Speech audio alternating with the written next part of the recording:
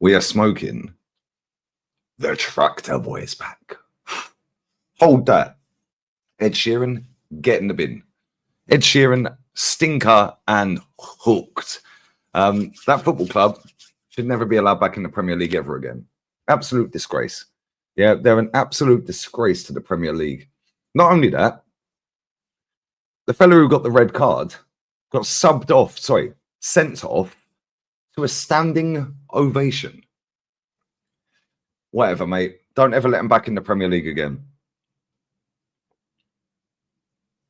Cheers, guys. Big up to everyone who watched the watch along.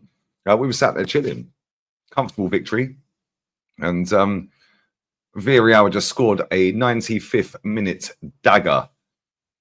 3-2 against Sociedad. Hi, Nicolas Pepe absolutely took that geezer's soul and laid it on a plate. Anyway, yeah, comfortable game of football. Like we probably expected from kickoff. I predicted 3-1. I think Hooks predicted 5-0. Matty predicted a win. Can't remember the exact score, if it was 2 or 3. And same with Ola. So comfy, light work. All we had to do is get out of there. Have they ruled it out? They've ruled it out. For what? All they had to do was get out of there without any injuries. Thomas Partey, I don't know why he wasn't playing. But Thomas Partey was sat on the bench. Maybe that was punishment.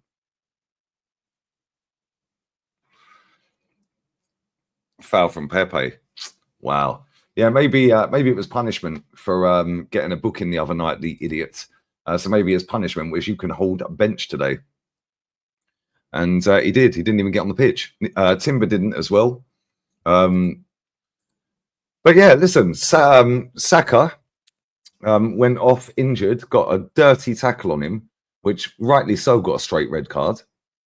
And I was surprised he even came out for the second half. I'm surprised we didn't just take him off there and then. He clattered him straight on his ankle. Yeah, and his ankle twisted as well. Oh, what a save. That should have been a goal. Oh, my days. Villarreal should have scored anyway. What a save. And he comes out for the second half. And then, lo and behold, he goes off injured. Then they're wrapping a massive ice pack around him. Hopefully he's all right. However, this is why we shouldn't be playing these players in these games. The league's done. It's finished. It's game over. Yeah, we should have been playing all the reserve players. I know you want to keep the momentum going, keep the players in form playing. I get that. But at the same time, it's that close away from getting a major injury at this football club. Because at any given moment, any of these players could get injured, couldn't they? And let's be real with it. Let's just be real with it. We're better with him on the pitch than without him on the pitch. Not that I wanted him on the pitch again anyway this season for these exact reasons. The guy's not playing at 100% fit anyway. Yeah, he's not fully fit. And now we're risking potentially doing an injury to him again. To be fair, his performance today was actually pretty good, although he should have scored 2 or 3 goals. But his performance in general was pretty good. But we should be, if we're going to keep playing him, we should wrap him up in cotton wool for just the Champions League games, because we ain't winning the league. We ain't finishing outside the top 4 or 5 or whatever it is. Yeah, bring him on, play Ethan, and then bring him on with 10 minutes to go or whatever when the game's completely finished. But then that's what the manager does. Butler Oyedeji came on the pitch and nearly scored. Bosh, slappage. Our captain looks a bit brighter today. Nearly scored. He hit the post. I think he skanked himself an assist. I don't know if it's actually officially gone down as an assist when he miscontrolled the ball and it went under his foot. And Trossard scored. And Trossard, for me, was man of the match today. And this is the thing as well, right? If we're going to go and win that Champions League, then we have to keep getting our players scoring, the fringe players, the ones that are not going to start week in, week out in the Premier League. Yeah, before we bottled it. Yeah, the Trossards of this world, so on and so forth. Mikel Merino as well. Again, decent performance from him again.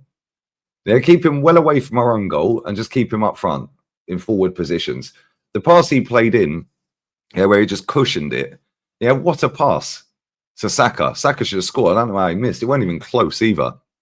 But listen, it is what it is. It was just a go through the motions game, wasn't it?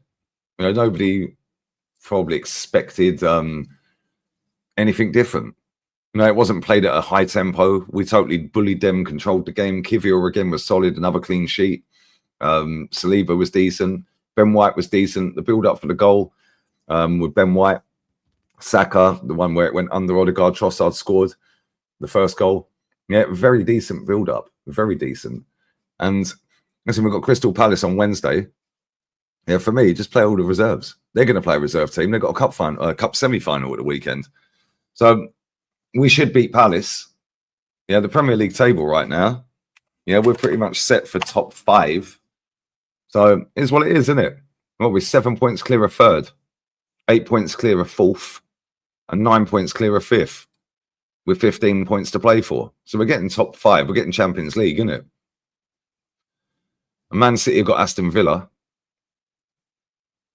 Chelsea have got a mad run in. Forest play Spurs. So we're pretty much guaranteed top 4, top 5.